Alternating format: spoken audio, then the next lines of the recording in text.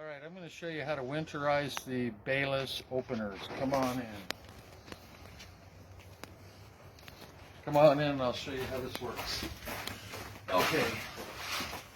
So what you want to do is remove this knob, unscrew it here.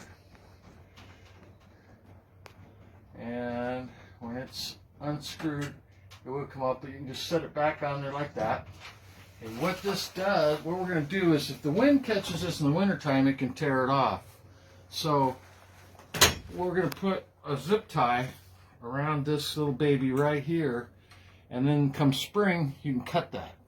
Now when spring comes, this little knob will be way out here because it'll work over the winter. So you just put this on the end of it and push it in to get there, and then you lift up on this vent, which retracts this and makes this easy to put on.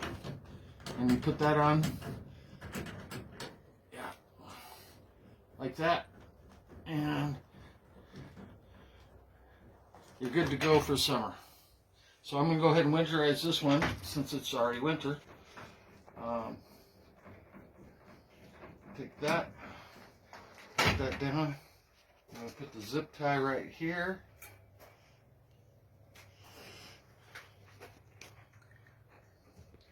A little bit longer one, but that's good. Okay. There. That'll keep that keeps that from opening in the wintertime. So when spring comes, cut that, push up on the vent, and screw that on. Okay? Thank you very much.